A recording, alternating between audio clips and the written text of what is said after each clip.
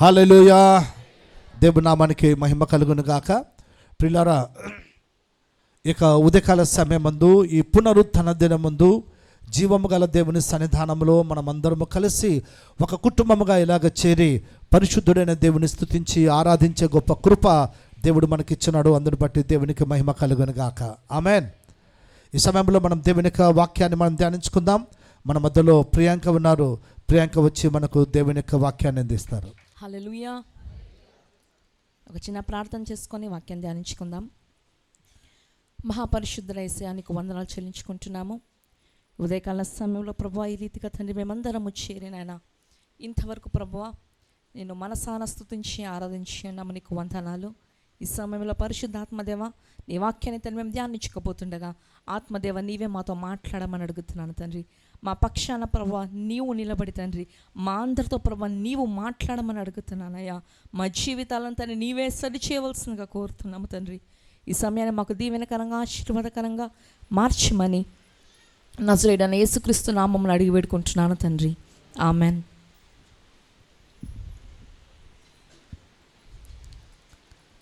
బాగున్నారు అందరూ?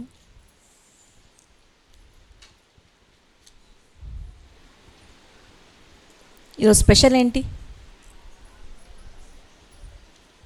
సౌండ్ రావట్లేదు.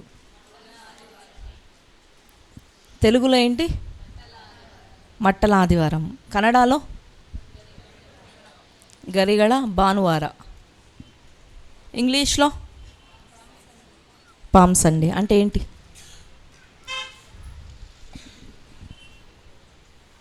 సరే, మాకు ఈ పామ్ సండే అంటే ఏంటి తెలీదు, మేము ఫస్ట్ టైం వింటున్నాము అన్న వాళ్ళు ఎవరైనా ఉన్నారా? ఎవరు లేరు కదా. ఓకే.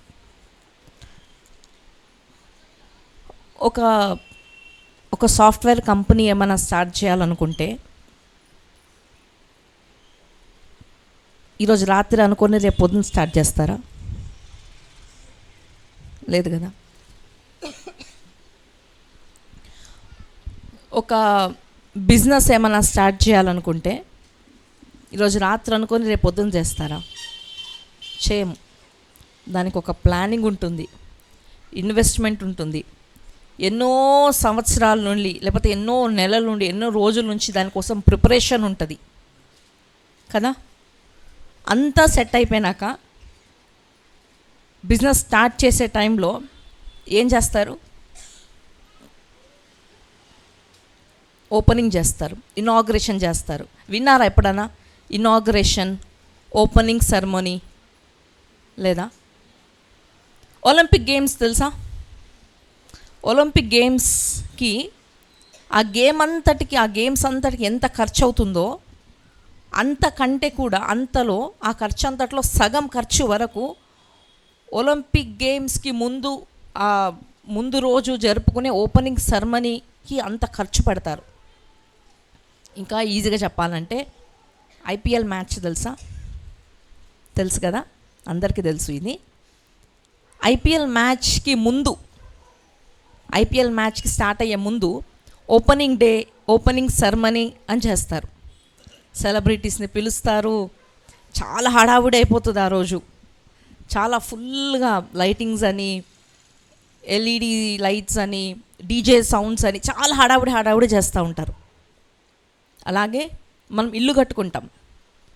ఇల్లు కట్టుకున్నన్ని రోజులు పెద్ద హడావుడేమి ఉండదు. కానీ ఇల్లు అంతా కట్టాక ఓపెనింగ్ వెళ్తాం కదా, ఓపెనింగ్ చేసుకుంటాం కదా, డెడికేషన్ చేసుకుంటాం కదా, ఆ రోజు మాత్రం ఫుల్ హడావిడి చేస్తాం. మంచి బట్టలు వేసుకుంటాము, అందరినీ పిలుస్తాము.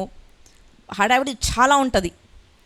అంటే ఏదైనా ఒక మంచి ఇంపార్టెంట్ ప్రోగ్రామ్ స్టార్ట్ అవ్వక ముందు మనం పెద్ద హడావిడితో ఇనాగ్రేషన్ చేస్తాం. ఆ ఓపెనింగ్ సెరమనీ చాలా గ్రాండ్గా చేస్తాం. చూడండి, ఆ ఇనాగ్రేషన్, ఆ ఓపెనింగ్ సెరమనీ ఎంత గ్రాండ్గా ఉంటుందో ఆ ఈవెంట్ అంత పెద్దగా ఉంటుంది. ఐపీఎల్ ఎంత పెద్దది కదా, దానికి తగ్గట్టుగానే ఇనాగ్రేషన్, ఆ ఓపెనింగ్ సెరమనీ చాలా గ్రాండ్గా చేస్తారు. అయితే యేసుక్రీస్తు కూడా ఈ లోకంలో జన్మించినప్పుడు ఈ లోకంలో పుట్టినప్పుడు, ఈ భూమి మీద పుట్టినప్పుడు పెద్దగా హడావుడి ఏం జరగలేదు. చాలా కామ్గా, చాలా క్వైట్గా జరిగిపోయింది. మరియా దగ్గరికి దూత వచ్చి, అమ్మ ఇదిగో నీకు ఒక కుమారుడు కలగబోతున్నావు, నువ్వు ఒక కుమారుడు కంటావు, ఆయనకి యేసు అని పేరు పెట్టని చాలా సీక్రెట్గా చెప్తుంది దూత. ఈ విషయం తర్వాత మరియా చాలా సీక్రెట్గా జోసెఫ్కి చెప్పడము, వాళ్ళు ఈ విషయాన్ని చాలా సీక్రెట్గా ఉంచడము, పెద్ద హడావుడి ఏం జరగలేదు. డెలివరీ అయ్యాక కూడా గొర్రెల కాపర్లకు కానీ జ్ఞానులకు కానీ అంత చాలా సీక్రెట్గా జరిగిపోయింది. పెద్దగా హడావుడి ఏం జరగలేదు. అయితే ఆయన జీవితంలో ఒక్కటి జరగకముందు మాత్రం పెద్ద హడావుడి జరిగింది. ఏంటి, ఏ కార్యం జరగకముందు పెద్ద హడావుడి జరిగిందంటే, ఆయన సిలువ వేయక ముందు పెద్ద హడావుడి జరిగింది. ఆయన జీవితంలో అంత హడావిడి, అంతగా ఆయనని పైకి లేపింది లేదు. ఆ రోజు మాత్రం ఫుల్గా హడావిడి చేసేసారు. ఎందుకంటే ఆయన పుట్టుకలో కంటే కూడా ఆయన వచ్చిన ఒక మెయిన్ పర్పస్, ఆయన జీవితం మెయిన్ ఉద్దేశం ఏంటంటే ఆయన సిలువ మీద చనిపోవడం. ఏమండి, చనిపోయేటప్పుడు ఎవరన్నా గ్రాండ్గా సెలబ్రేట్ చేసుకుంటారా? ఎవరు చేసుకోరు. బర్త్డేలు ఎంత గ్రాండ్గా సెలబ్రేట్ చేసుకుంటారు, కానీ చనిపోయే ముందు ఇంకొక 1 వీక్ ముందు నేను చనిపోతాను అన్నప్పుడు ఎవరన్నా ఇంకా నేను 1 వీక్లో చనిపోతాను, ఇంకా నేను బాగా గ్రాండ్గా సెలబ్రేట్ చేసుకుంటాను అని ఎవరైనా చేసుకుంటారా? కూర్చొని ఏడ్చుకుంటూ కూర్చుంటారు కదా. అయ్యో అయ్యో అయ్యో నేను చచ్చిపోతాను అని ఏడ్చుకుంటూ కూర్చుంటారు, కానీ ఎవరు బాగా సంతోషంగా సెలబ్రేట్ చేయరు. అయితే ఇక్కడ మాత్రము యేసుక్రీస్తును సిలువ వేయక ముందు పెద్ద హడావుడి జరుగుతోంది, పెద్ద ఇనాగ్రేషన్ జరుగుతోంది, పెద్ద ఓపెనింగ్ సెరమనీ జరుగుతోంది. అది ఏమీ కాదు కానీ అది పామ్ సండే. హల్లెలూయా, అర్థమైందా? ఆయన జీవితంలో ఒక పెద్ద కార్యక్రమానికి ముందు బాగా హడావుడిగా సెలబ్రేట్ చేసుకునే దినాన్నే పామ్ సండే. ఐపీఎల్ మ్యాచ్లో క్రికెటర్స్ గ్రౌండ్కి వస్తుంటారు కదా, నార్మల్గా ఇట్లా నడుచుకుంటూ వస్తారా, లేదంటే ఎట్లా వస్తారు? వాళ్ళ ఎంట్రీ ఎలా ఉంటుంది? సెలబ్రిటీ ఎంట్రీ ఎలా ఉంటుంది? మీరు చూడరా? మీకు చూసే అలవాటు లేదా? ఒక్కొక్కరికి ఒక్కొక్క స్టైల్ ఉంటుంది కదా. కొందరు బ్యాట్ పట్టుకొని బ్యాట్ చూపించుకుంటూ వస్తుంటారు, కొంతమంది చెయ్యి ఊపుతూ వస్తారు, ఇంకొంతమంది భూమికి ముద్దు పెట్టి వస్తుంటారు, ఇంకొంతమంది చిన్నపిల్లల్ని చేతిలో పట్టుకొని వస్తుంటారు. అంటే ఒక్కొక్క ప్లేయర్కి ఒక్కొక్క స్టైల్ ఉంటుంది. ఆ గ్రౌండ్లోకి ఎంటర్ అవ్వడానికి ఒక్కొక్క ప్లేయర్ ఒక్కొక్క స్టైల్ ఉంటుంది. అయితే యేసయ్యకు కూడా ఈ ఇనాగ్రేషన్ సర్వీస్లో ఎంట్రీకి ఒక విచిత్రమైన స్పెషల్ స్టైల్ ఉంది. ఏంటి ఆ స్టైల్ అంటే, ఆయన గాడిద మీద ఎక్కి ఆ యెరూషలేముడు వస్తూ ఉన్నాడు. అలా వచ్చేటప్పుడు జనులందరూ ఏం చేస్తున్నారు? బట్టలు పరుస్తూ ఉన్నారు, మట్టలు పరుస్తూ ఉన్నారు, చాలా హడావిడి చేస్తూ ఉన్నారు. అయితే పామ్ సండే ఇది. పామ్ సండే అనగానే యేసయ్య యెరూషలేంకి ఎంటర్ అవ్వడము, ఒక గాడిద పిల్ల మీద ఎక్కి కూర్చొని ఎంటర్ అవ్వడము, ఆ గాడిద పిల్ల వస్తూ ఉంటే దానికి బట్టలు మట్టలు పరచడం, ఇది పామ్ సండే, మనందరికీ తెలుసు. అయితే ఈ పామ్ సండేలో ఈ సన్నివేశంలో 5 ఆడియన్స్ని మనం చూస్తాం, 5 ప్రేక్షకుల్ని చూస్తాం, 5 గుంపులు చూస్తాం. ఎవరు 5 గుంపులు అంటే, మొట్టమొదటిగా ఆయన అలా గాడిద మీద ఇట్లా ఎక్కి వస్తూ ఉంటే అందరూ శిష్యులు ఏమని అరుస్తూ ఉన్నారు? హోసన్నా హోసన్నా, జయము జయము అని దేవుని ఏం చేస్తూ ఉన్నారు? స్తుతిస్తూ ఉన్నారు, దేవుణ్ణి ఆరాధిస్తున్నారు. ఇది ఒక గుంపు, ఓకేనా? ఇలా వీళ్ళు దేవుణ్ణి ఆరాధిస్తుంటే, యేసయ్యని ఆరాధిస్తుంటే పక్కన ఇంకొక గుంపు ఉంది. ఆ గుంపు ఏం చేస్తూ ఉందంటే, మీరు ఎందుకు ఆరాధిస్తున్నారు దేవుణ్ణి? ఈయనను ఎందుకు ఆరాధిస్తున్నారు? ఈయనను ఆరాధించదండి, మీరు చేసే ఆరాధన స్టాప్ చేసేయండి, మీరు చేసే ఆ స్తుతులను స్టాప్ చేసేయండి అని చేస్తున్న ఆరాధనను ఎవరైతే చేస్తున్నారో వాళ్ళని అడ్డగిస్తున్నారు. ఇంకొక గుంపు, ఒక గుంపు ఏం చేస్తూ ఉంది? దేవుని ఆరాధిస్తూ ఉంది. ఇంకో గుంపు ఏం చేస్తూ ఉంది? అడ్డగిస్తూ ఉంది ఆరాధన చేసే వాళ్ళని. అయితే మూడో గుంపు ఉంది. ఈ గుంపు అన్ని చోట్ల ఉంటుంది, ఇక్కడ కూడా ఉంటుంది ఈ గుంపు. ఏంటి ఆ గుంపు అంటే, ఇప్పుడు నేను ఏదైనా ఒక క్వశ్చన్కి ఎస్ ఆర్ నో అని అడిగాను అనుకోండి, ఎస్ ఆర్ నో అడిగాను అనుకోండి, ఎస్ అన్న వాళ్ళు చేయెత్తండి, చేయెత్తుతారు. నో అన్న వాళ్ళు చేయెత్తండి అంటే చేయెత్తుతారు. అయితే కొందరు ఉంటారు, వాళ్ళు ఎస్కి చేయెత్తరు, నోకి చేయెత్తరు. ఈ గుంపు ప్రతి చోట్ల ఉంటుంది. మొట్టమొదటి ఏ గుంపు అన్నాను? ఆరాధించే గుంపు. నెక్స్ట్ ఆరాధనను అడ్డగించే గుంపు.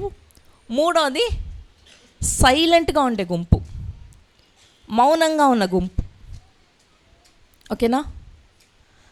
నాలుగవది ఎటువంటి గుంపు అంటే, అందరూ ఆయనని స్తుతిస్తూ ఉంటే, అందరూ ఆయన ఆరాధిస్తుంటే, ఈయన ఎవరు అసలు, అందరూ ఎందుకు ఈయన స్తుతిస్తూ ఉన్నారు, ఈయనేంటి, ఈయన ఎంట్రీ ఏంటి ఇట్లా ఉంది, చూడడానికి ఈయన కూడా మనుషుల్లానే కనిపిస్తున్నాడు కదా, గాడిద మీద ఎక్కి ఎందుకు వస్తున్నాడు అని ప్రశ్నించే గుంపు కూడా ఉంది.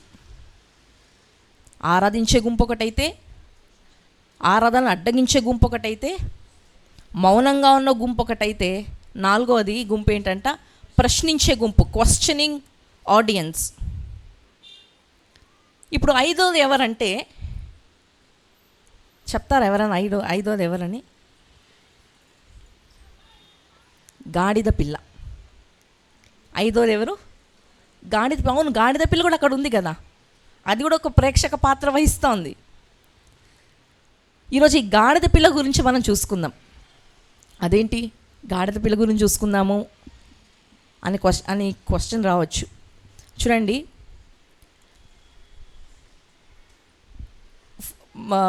ఈ యొక్క పామ్ సండే అంతటిని కూడా ఒక కెమెరామెన్ నిల్చొని ఒక కెమెరా పట్టుకొని వీడియో తీస్తున్నాడు అనుకోండి, అక్కడ ఏమేం జరుగుతుందో అంతా వీడియో తీస్తున్నాడు అనుకోండి, ఫోకస్ ఎవరి మీద ఉంటుంది? ఫోకస్ అంతా ఎవరి మీద ఉంటుంది? ఏసై మీద ఉంటుంది. మరి ఏసై తర్వాత నెక్స్ట్ ఫోకస్ ఎవరి మీద ఉంటుంది? గాడిద మీద ఉంటుంది. అవునా? కొన్నిసార్లు మనిషి అడ్డం తిరిగినప్పుడు, మనిషి దేవుని మాట విననప్పుడు, దేవుడు ఎవరితో మాట్లాడించాడు? గాడిదతో మాట్లాడించాడు కదా. ఈరోజు ఈ గాడిదకి, ఒకవేళ ఈ గాడిదకి, ఆ గాడిద కాదు, ఈ గాడిద పిల్లకి ఒకవేళ మాటలు వస్తే, ఏమొస్తే? ఎవరికండి? గాడిద పిల్లకి మాట వస్తే, గాడిద పిల్ల ఒకవేళ దేవుణ్ణి ఆరాధిస్తుంటే, ఎవరు? మనుషులమా? కాదు, ఎందుకంటే మనం ఆరాధించట్లేదు కదా సరిగ్గా. అందుకే ఒకవేళ గాడిద పిల్లకే మాటలు వస్తే, గాడిద పిల్లనే ఆరాధిస్తే, గాడిద పిల్ల నువ్వేమని ఆరాధిస్తావమ్మా అని మనం ఇంటర్వ్యూ చేద్దాం. ఓకేనా? అర్థమైందా? ఈ గాడిద పిల్లకి ఒకవేళ మాటలు వచ్చి, ఈ గాడిద పిల్లని ఒకవేళ దేవుని ఆరాధించేటట్టు ఉంటే, ఓ గాడిద పిల్ల నువ్వేమని ఆరాధిస్తావమ్మా దేవుణ్ణి అని మనం అడుగుదామా? చూద్దాం. లూకాసు వార్త 19వ అధ్యాయము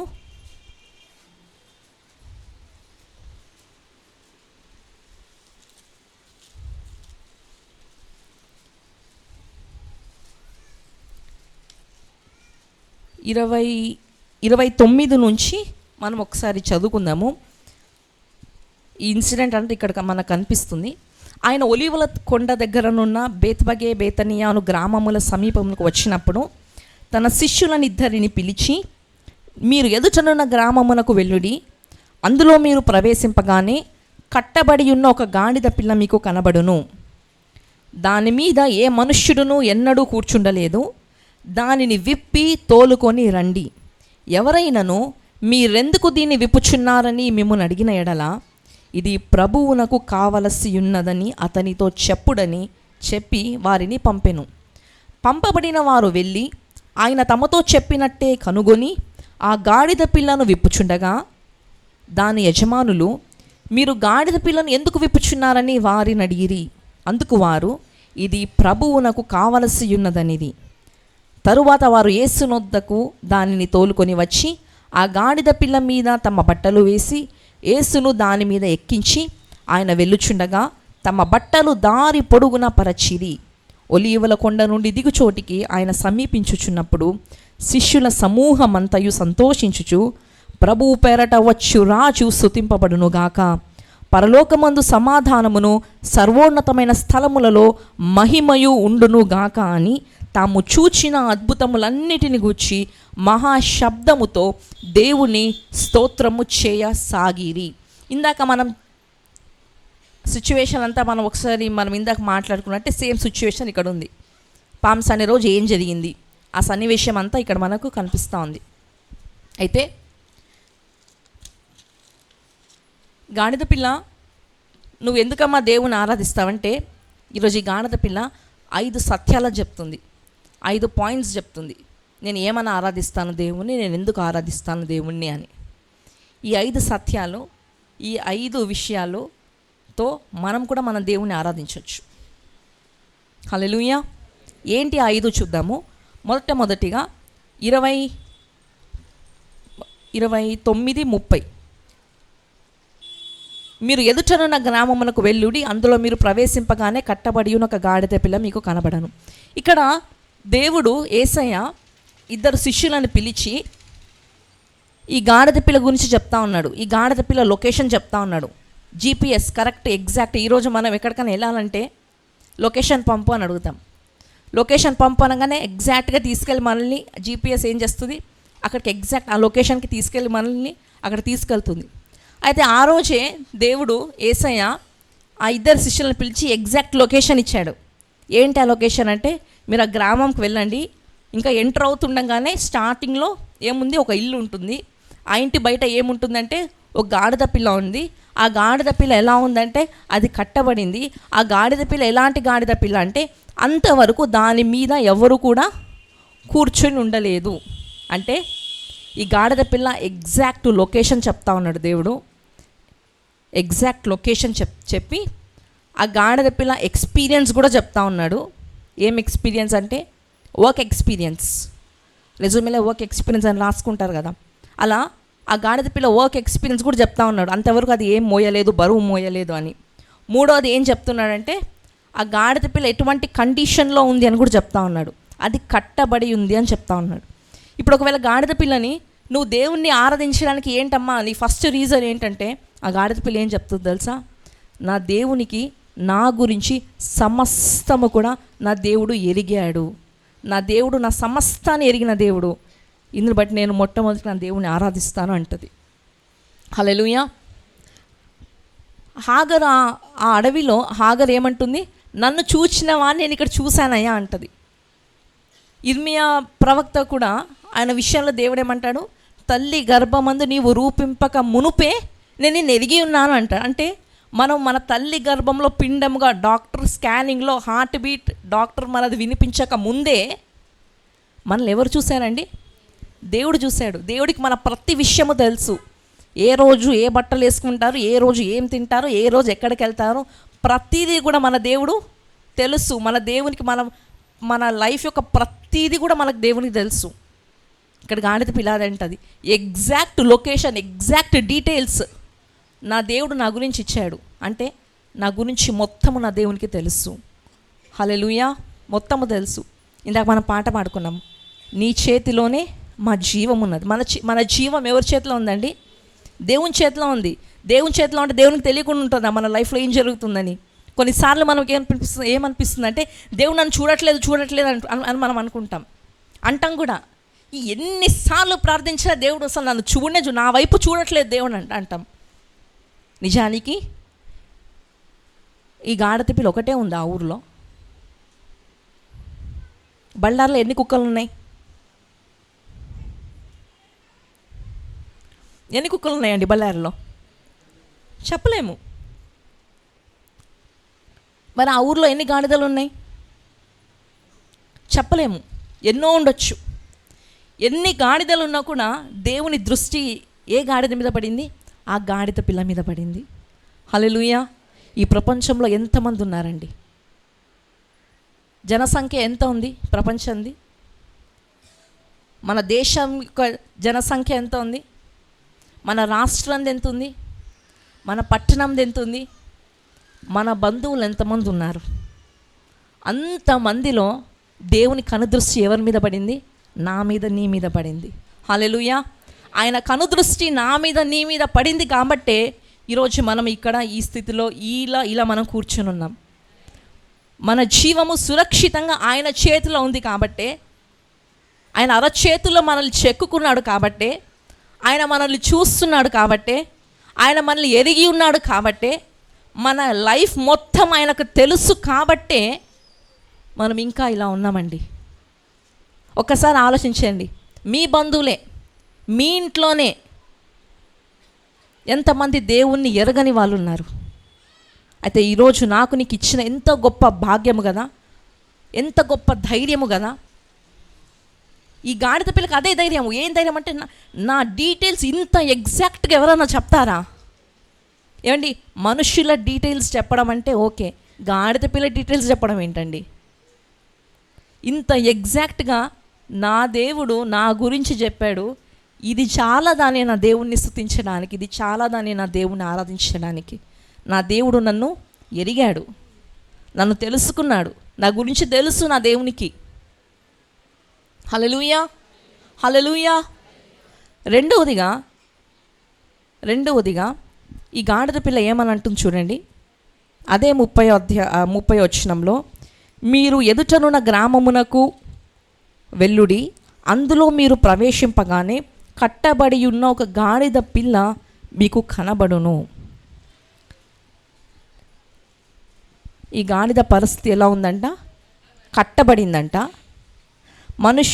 ఏ మనుష్యుడును ఎన్నడూ కూర్చుండలేదు, దానిని విప్పి తోలుకొని రండి. ఈ గాడిద పిల్ల ఇప్పుడు పరిస్థితి, సిచ్యువేషన్ ఎట్లుందంటే టై చేసి ఉంది, కట్టబడింది. ఇటు తిరిగితే చైను, ఇటు తిరిగితే చైను. పోనీ ఎవరన్నా బాగా స్వేచ్ఛగా తిరుగుతున్నారు కదా అని తను ఒకవేళ ట్రై చేసింది అనుకోండి, ఏమొస్తుంది? రక్తం వస్తుంది, గాయాలవుతుంది చైన్ ఉండడం బట్టి. బంధింపబడితే చాలా కష్టం, అది పెద్ద టార్చర్ కదా. మనం లాక్డౌన్లో ఎన్ని రోజులు ఇంట్లో ఉన్నాం? మన పరిస్థితి ఎట్లుంది అప్పుడు? ఎప్పుడెప్పుడు లాక్డౌన్ ఎత్తేస్తారా, ఎప్పుడెప్పుడు మనం బయటకు వస్తామా అన్నట్టుగా ఉన్నాం. మనకి ఇష్టం ఉండదు. ఎవరైనా మనల్ని ఒక రూమ్లో లాకేస్తే తట్టుకోలేము దాన్ని. ఎప్పుడెప్పుడు బయటకు వస్తామా. ఈ గాడిద పిల్ల కూడా కట్టబడిన గాడిద పిల్ల దగ్గరికి దేవుడు ఎంతమంది పంపించాడు? 2 శిష్యులను పంపించాడు. ఈరోజు మనం అనేక విషయాల్లో, అనేక సంబంధమైన బంధకాల్లో కట్టబడి ఉన్నాం మనం. అయితే అటువంటి బంధకాల నుండి విడిపించడానికి మన పరమ తండ్రి ఎవరిని పంపించాడు? తన కుమారుని పంపించాడు మన కోసం. హల్లెలూయా. తన కుమారుని పంపించాడు, పరిశుద్ధాత్మ దేవుని పంపించాడు. వీరిద్దరు కలిసి మనకి ఏం చేస్తున్నారండి?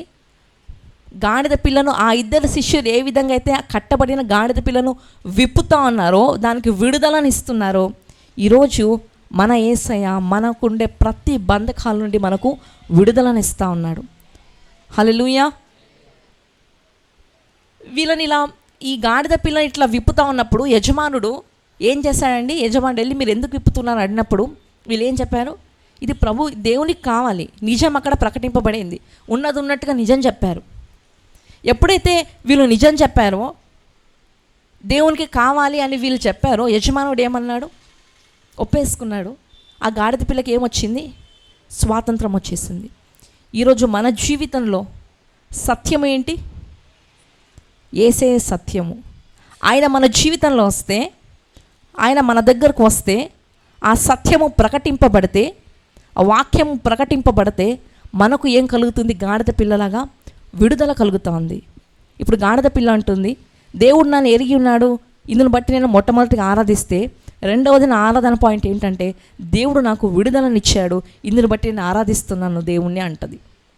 ఈరోజు దేవుడు మనకు విడుదల ఇవ్వలేదా? అనేక ఎక్కడో పాపంలో బంధకాల్లో ఉండవలసిన మనల్ని ఆయన తన సొంత కుమారుణ్ణి, తండ్రి తన కుమారుని మన కోసం అనుగ్రహించి మన కోసము పంపితే ఆ సత్యము ప్రకటింపబడింది. దేవుడు మనకు అనేక బంధకాల నుండి విడుదలనిచ్చాడు. ఇంకా ఈరోజు మన నోళ్ళు మాత్రం మూసుకుపోయాయి. ఇదే అధ్యాయంలో 40 వచనం చూడండి. ఆయన వారిని చూచి వీరు ఊరకుండిన ఎడల ఈ రాళ్ళు కేకలు వేయును. మనం మౌనంగా ఉంటే, మనుష్యులు నోరు మూసుకొని కూర్చుంటే, దేవుని ఆరాధించకుండా ఏం చేస్తుందంట? రాళ్ళు, గోడలు దేవుణ్ణి ఆరాధిస్తాయంట, గోడలు దేవుణ్ణి స్తుతిస్తాయంట, గోడలు దేవుని గురించి అరుస్తాయంట. విడుదల పొందిన మన నోర్లు మాత్రము మూసుకుపోయాయి ఈరోజు. గాడిద పిల్ల చెప్తుంది, గాడిదనైనా నేనే ఆరాధించడానికి రెడీగా ఉంటే, నాకే ఒకవేళ మాటలు వస్తే, గాడిదైనా నేను ఆరాధించడానికే రెడీగా ఉంటే, మాటలు వచ్చిన మీరెందుకమ్మా నోళ్ళను అలానే మూసుకొని కట్టబడి ఉన్నట్లుగా ఉన్నారు? దేవుడు మీకు విడుదలను ఇచ్చేశాడు కదా, దేవుడు మిమ్మల్ని ఎరిగాడు కదా, మీకు తెలుసు కదా, దేవుని దృష్టి మీ మీద ఉంది కదా, దేవుడు మిమ్మల్ని చూస్తున్నాడు కదా, ఇంకా ఎందుకు మీరు ఆరాధించకుండా మౌనంగా ఉన్నారు? 3వ పాయింట్,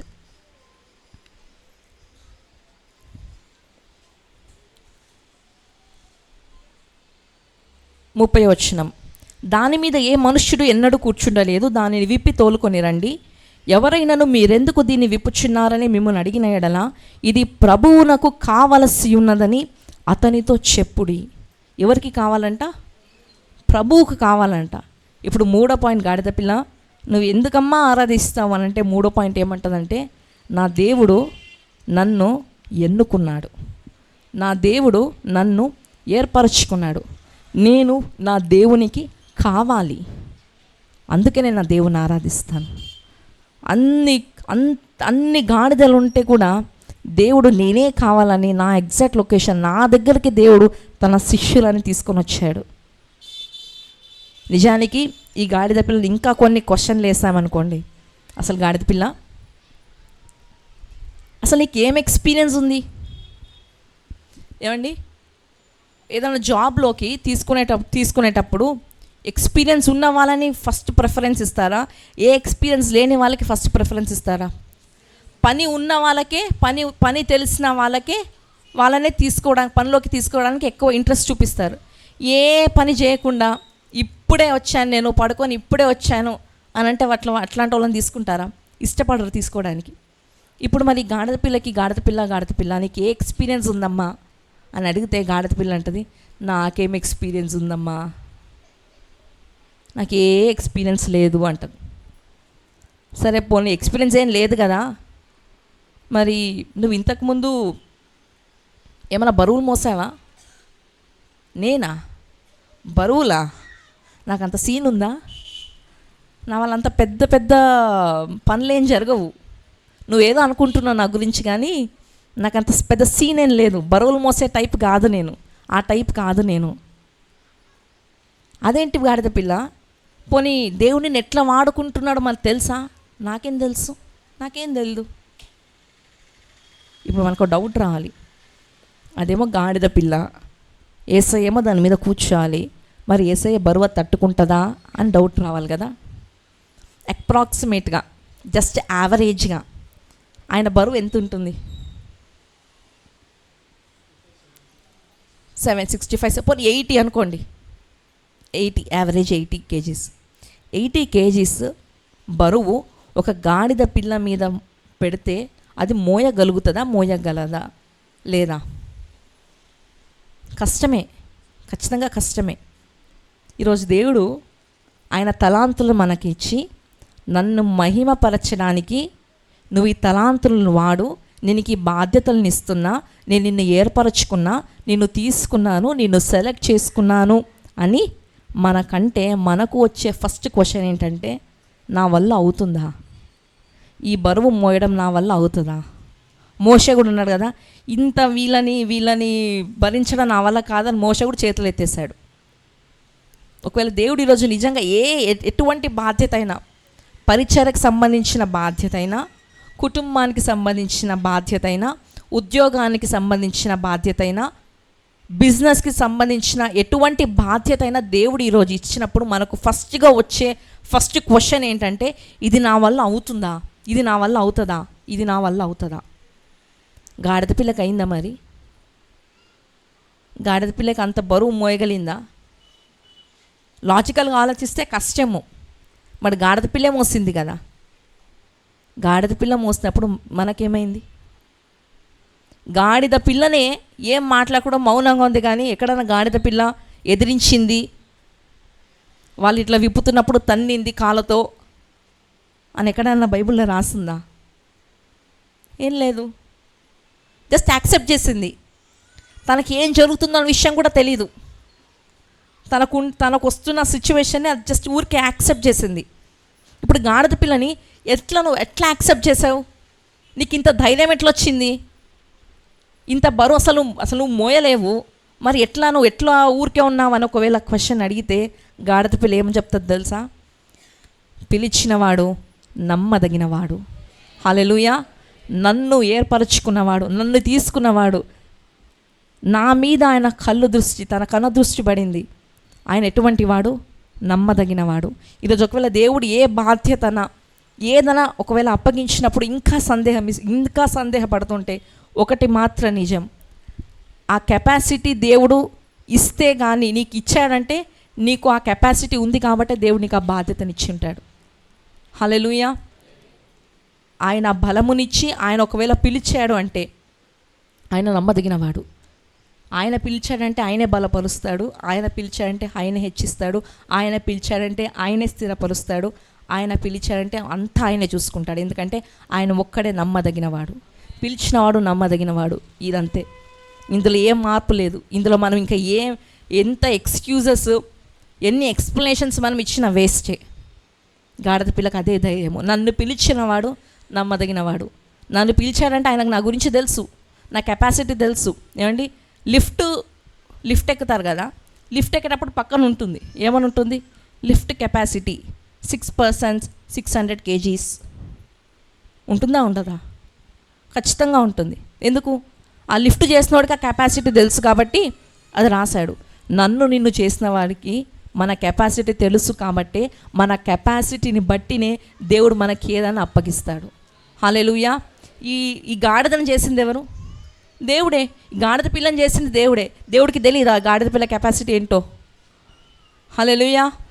ఈరోజు ఇంకా భయపడేటట్టుంటే, ఇంకా సందేహాలు ఉంటే, ఈరోజు మీతోనే దేవుడు మాట్లాడుతున్నమాట, పిలిచినవాడు నమ్మదగినవాడు. హల్లెలూయా. మొట్టమొదటిగా గాడిద పిల్ల ఏమని ఆరాధిస్తుంది? పోయిందా? దేవుడు నన్ను ఎరిగాడు. హల్లెలూయా. దేవుడు నన్ను ఎరిగాడు కాబట్టి నేను దేవుని ఆరాధిస్తానంటుంది. రెండవదిగా దేవుడు నాకు విడుదలనిచ్చాడు అని ఆరాధిస్తోంది. మూడవదిగా దేవుడు నన్ను ఎన్నుకున్నాడు అని ఆరాధిస్తోంది. నాలుగవదిగా ఏమని ఆరాధిస్తుందంటే 35వ వచనం చూడండి.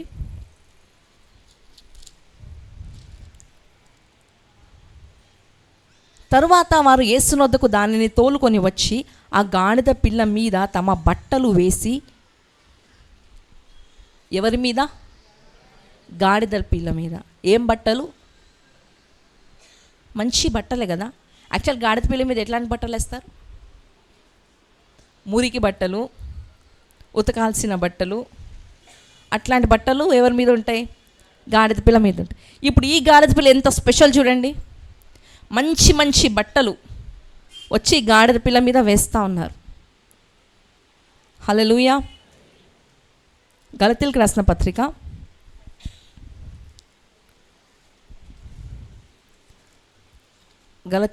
పత్రిక 3వ అధ్యాయము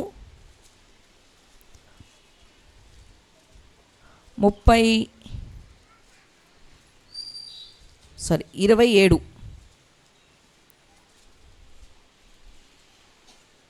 Galatians 3:27.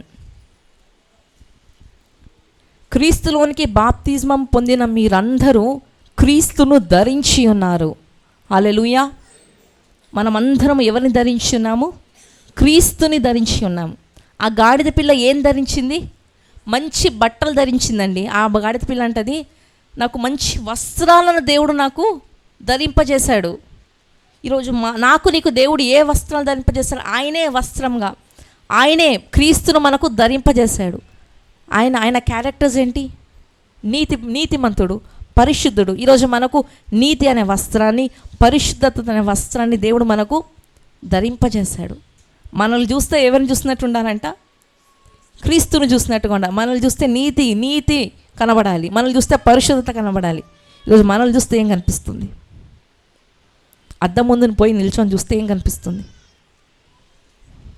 క్రీస్తు కనిపిస్తున్నాడా?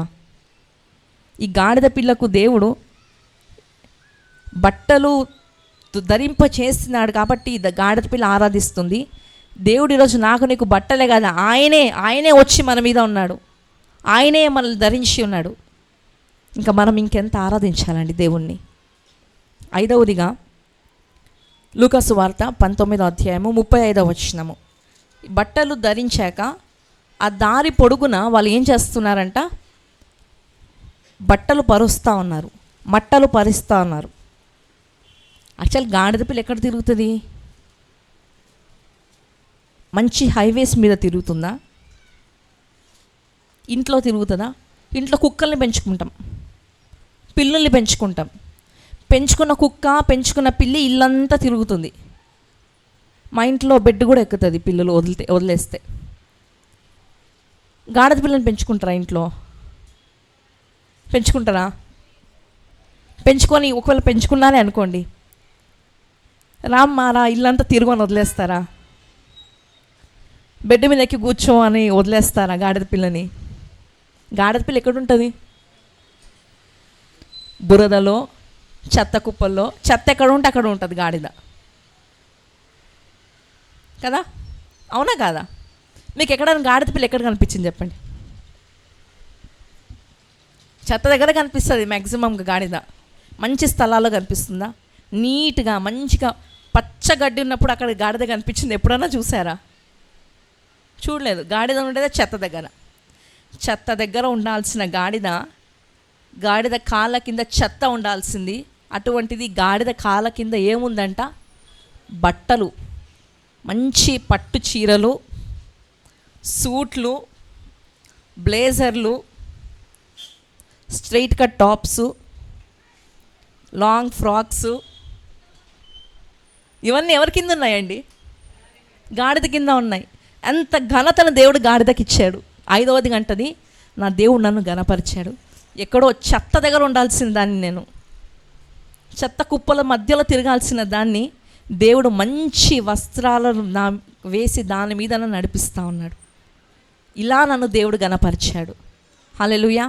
మనం ఎక్కడో చీకట్లో, ఎక్కడో పాపంలో, ఎక్కడో ఒక మూలన పడి ఉండాల్సింది, కానీ తీసుకొచ్చి దేవుడు ఎక్కడ కూర్చోబెట్టాడండి? ఆయన సన్నిధిలో కూర్చోబెట్టాడు. ఆయనను ఆరాధించే భాగ్యము దేవుడు ఈరోజు మనకిచ్చాడు. ఆయనను తెలుసుకునే కృపనిచ్చాడు. ఆయన రాజ్యానికి ఈరోజు మనల్ని వారసులుగా చేశాడు. ఎక్కడ ఉండవలసిన వాళ్ళము? ఎక్కడో ఉండవలసిన వాళ్ళం. ఎక్కడున్నాము? ఆయన వారసులుగా ఉన్నాము. ఇది చాలా మనం దేవుని ఆరాధించడానికి. ఒక్క మాటలో చెప్పాలంటే ఈరోజు గాడిద స్టోరీ, మన స్టోరీ ఒకటే. రోమన్స్ 8:30. మరియు ఎవరిని ముందుగా నిర్ణయించెనో వారిని పిలిచెను, ఎవరిని పిలిచెనో వారిని నీతిమంతులుగా తీర్చెను, ఎవరిని నీతిమంతులుగా తీర్చెనో వారిని మహిమపరచెను. హల్లెలూయా. ఈరోజు మన దేవుడు మనల్ని ఏం చేశాడు? పిలుచుకున్నాడు, నీతిమంతులుగా చేశాడు, మహిమపరుస్తూ ఉన్నాడు. గాడిద పిల్ల, నా దేవుడు నన్ను ఎరిగి ఉన్నాడని, నా బంధకాల నుండి నన్ను విడిపించాడని, నా దేవుడు నన్ను వాడుకుంటున్నాడని, నేను కావాలి నా దేవునికి అని, నా దేవుడు నాకు వస్త్రాలను ధరింపజేశాడని, చివరిగా నా దేవుడు నన్ను మహిమపరిచాడు అని దేవుని ఆరాధిస్తూ ఉంది. ఈరోజు మనము కూడా నా జీవితంలో దేవుడు ఏం పెద్ద ఫ్యాన్సీ అద్భుతాలు చేయలేదు అని ఒకవేళ ఆరాధన చేయకుండా నోర్లు మూసుకొని ఉన్నట్లయితే, ఈ గాడిద పిల్ల చెప్తుంది, పెద్ద ఫ్యాన్సీ అద్భుతాలు చేస్తేనే దేవుని ఆరాధించాల్సిన అవసరం లేదు. ఈ 5 మాటలు చాలు దేవుని ఆరాధించడానికి. ఆ రోజు గాడిద పిల్ల కోసము దేవుడు చనిపోలేదండి. ఎవరి కోసం చనిపోయాడు దేవుడు? నా కోసం, నీ కోసమే దేవుడు చనిపోయింది. మరి ఇంక మనం ఇంకెలా ఆరాధించాలి? గాడిద పిల్లకే మాటలు వస్తే ఆరాధించడానికి ముందు ఉంటే, నోళ్ళు వచ్చిన మనం ఏం చేయాలి? ఈరోజు దేవుడు కోరేది నేను నీ కోసం రక్తం చిందించినా నువ్వు నా కోసం రక్తం చిందించాలని కోరుతున్నాడా? నా శరీరం అంటే రక్తం అంతా నేను నీ కోసం ఇచ్చేస్తున్నాను కదా, నా కోసం నీవు ఒక 1/2 లీటర్ రక్తం ఇవ్వు అని అడిగినాడా దేవుడేమన్నా? నా కోసం ఒకసారి నువ్వు కోసుకో అన్నాడా? నా కోసం ఒక్కసారి ఒక 5 నిమిషాలు ఊరేసుకో అన్నాడా? నా కోసం 1 కేజీ బంగారం ఇవ్వు అన్నాడా? అది కాదు కదా అడిగింది. దేవుడు అడిగింది ఒకటే, ఏంటి? మన హృదయంలో స్థానము. దేవుడిని అడిగింది ఒకటే, నన్ను హృదయపూర్వకంగా ఆరాధించు. ఇది ఒక్కటే దేవుడు మన నుండి ఈరోజు కోరింది. చేసిందంతా చేయాల్సిందంతా ఆయన చేసేసాడు. నాకు నీకు చేయాల్సింది ఏం లేదు, కానీ ఒకటే, దేవుని ఆరాధించడం మాత్రమే. ఏంటి పామ్ సండే అంటే? Palm Sunday is all about worshipping God. వాళ్ళందరూ ఆ రోజు ఏం చేశారు? పామ్ సండే రోజు దేవుని స్తుతించారు. హోసన్నా జయము, హోసన్నా జయము అని దేవుని స్తుతించాడు. ఆ పామ్ సండే ఏం చెప్తోంది ఈరోజు అంటే మనకు? దేవుని స్తుతించు, దేవుని ఆరాధించు. పరిస్థితులను బట్టి కాదు. ఈరోజు మన ఆరాధన ఎట్లయిపోయిందంటే సిచ్యువేషనల్ బేస్డ్ వర్షిప్ అయిపోయింది. అంటే మన సిచ్యువేషన్స్ తగ్గట్టు మన ఆరాధన ఉంటుంది, పరిస్థితులను బట్టి ఆరాధన ఉంటుంది. అన్నీ బాగుంటే బాగా ఆరాధిస్తాం, కొంచెం కష్టం వస్తే కొద్దిసేపు ఆరాధిస్తాం. కష్టాలు ఎక్కువైపోయాయి అనుకోండి, దేవుని దగ్గరకు రావడమే మానేస్తాం. పరిస్థితులు ఎట్లెట్లుంటే మన ఆరాధన జీవితం అలా ఉంటుంది. హల్లెలూయా. కాబట్టి దేవుడు మన జీవితంలో ఏమి చేయలేదని కూర్చుని దాని గురించి చింతించడం కాదు, కానీ దేవుడు చేసిన కార్యాన్ని గురించి మనము తలుచుకుని అందును బట్టి దేవుని ఆరాధిస్తే దేవుడు మన పట్ల ఎంతో సంతోషిస్తాడు. పెళ్లి కుమారుడు పెళ్లి కూతుర్ని చూచి సంతోషించినట్లు మన దేవుడు మనల్ని చూచి సంతోషిస్తాడంట. హల్లెలూయా. అట్టి హృదయాన్ని దేవుడు మనందరికీ ఇవ్వునుగాక. ఆమెన్. కళ్ళు మూసుకొని ప్రార్థన చేసుకుందాం. మహాపరిశుద్ధ యేసయ్యా, నీకు వందనాలు. ఇంతవరకు తండ్రి మాతో నువ్వు మాట్లాడిన ప్రతి మాటను బట్టి నీకు వందనాలు ప్రభువా. అయ్యా, ఇంతవరకు తండ్రి మా ఆరాధన జీవితము తండ్రి అయ్యా ఒకవేళ సరిగ్గా లేకపోయి ఉంటే నాయన, ఈరోజు మేము అడుగుతున్నాము తండ్రి, పూర్ణ హృదయముతో ప్రభువా నిన్ను ఆరాధించడానికి మాకు నేర్పండి ప్రభువా. అటు హృదయాన్ని తండ్రి నీవే మాకు అనుగ్రహించమని, మమ్మల్ని నీవే బలపరిచి మాకు సహాయం చేయమని, అయ్యా విత్తబడిన వాక్యాన్ని బట్టి నీకు వందనాలు. దాన్ని ఫలం మేము చూచేట్లు సహాయం చేయమని నజరేయుడైన యేసుక్రీస్తు నామమున అడిగి వేడుకుంటున్నాను తండ్రి. ఆమెన్. అందరు కూడా మన కళ్ళు మూసుకుందాం ప్రియులారా. ఈ యొక్క ఉదయకాల సమయంలో సంఘ ఆరాధనలో ఇంతవరకు ప్రభు మనకు తోడుగా ఉండి ఆయన సన్నిధిలో మనములు బలపరిచి ముందుకు నడిపించుంటున్నాడు. ప్రార్థన చేసుకుందాం. సర్వశక్తిమంతుడైన మా తండ్రి, పరిశుద్ధుడానికి వందనాలు చెల్లించుకుంటున్నాం.